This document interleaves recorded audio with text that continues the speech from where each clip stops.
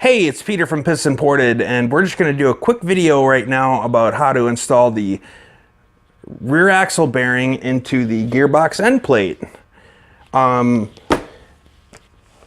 The first thing you could probably think that you should do is you should get out your hammer and bang it into the end plate, and that is really a bad idea because you're going to ruin this bearing in short order. Basically, you want to avoid, hammering on any bearing during an installation as much as possible. So for me, what we're going to do here is that we're just going to go ahead and grease the rear bearing up a little bit, and that just a little bit, a nice thin layer of grease on there to make it a little bit easier as it slides into the end plate. And then we're actually going to put it on using my vise. And if I didn't say it before, I'll say it again. If you don't have a vise, get a vise. Holy bananas, it's going to change the way that you do things.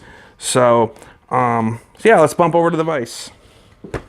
Now, as you can see on my vise here, I went ahead and put some paper towels on it, mostly because my vise has a tendency to get really gross and I don't want to contaminate my bearing or anything like that. Now, I'm going to use just a spacer that I got from somewhere that I saved, but you are welcome to use a socket or anything that you want. The most important aspect of this particular process is that this fits through here, right there, and that also that it's not so small that it actually pushes on the center of the bearing. You don't want to push on the center of the bearing in any way.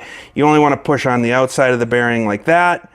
So a socket or anything you can find that's going to fit in that space is going to do you wonders. And what I'm going to do here is I'll just go ahead and put this in like this, hold it up like that, kind of line it up a little bit, and then just squeeze the vise.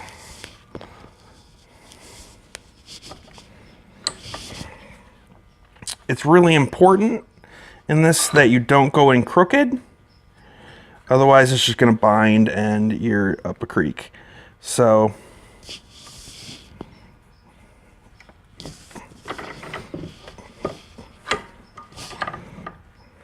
you can see I'm making adjustments here for where the pressure is going in.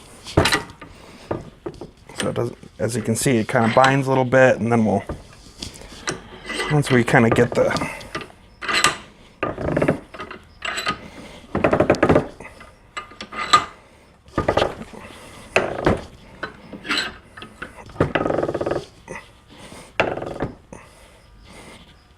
and that's it.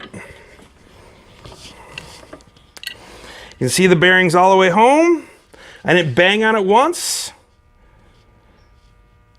And we'll just go ahead and put that giant circlip in there, which is this guy here. And then that'll be ready to go on the engine.